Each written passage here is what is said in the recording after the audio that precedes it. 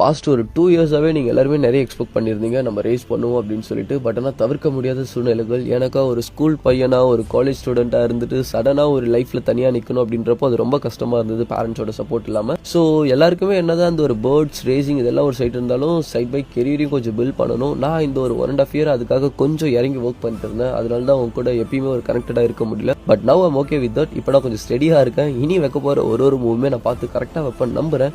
நீங்கள் எல்லாருமே எனக்கு இது வரைக்கும் பண்ண சப்போர்ட்டுக்குலாம் சான்ஸே இல்லை. என்ன பண்ணாலுமே ஈடாகாது. Thank you so much for your love and support. நானும் ஒத்துக்கிறேன், நம்ம எடுத்தது ரொம்ப பெரிய ஒரு கேப் தான். இது எடுத்திருக்க கூடாது, பட் ஆனால் எடுத்திருந்தோம். ஸோ இனி இந்த கேப்புக்கு இடமே இல்லை. அண்ட் கமிங் 15 நம்மளோட லாஃப்ல நம்ம ரேஸ்க்கான பிரீடிங் ஸ்டார்ட் பண்ண போகிறோம். 2026க்கான ரேஸ். இதில் ஒரு விஷயமும் நான் உங்களுக்கு அப்டேட் பண்ணுறேன். எந்த கிளப்பில் ஜாயின் பண்ணியிருக்கோம், எந்த கிளப்பில் ரேஸ் பண்ண போகிறோம், ரேஸ்க்கு எப்படி ரெடி ஆகுறோம், பேர்ட்ஸ் எந்த மாதிரி செலக்ட் பண்ணி பேக் பண்ணுறோம், எல்லாத்தையுமே நான் அப்டேட் பண்ணுறேன். So stay connected with us. And இன்னொரு டைம் சொல்கிறேன், நீங்கள் எனக்கு பண்ண சப்போர்ட், நீங்கள் என் மேலே வச்சிருந்த நம்பிக்கைகள்லாம் அளவே இல்லை. என்னோட பேரண்ட்ஸ் கூட இந்த அளவுக்கு என் மேலே வச்சதில்லை. Thank you so much for everything. ரொம்ப ரொம்ப ரொம்ப நன்றி.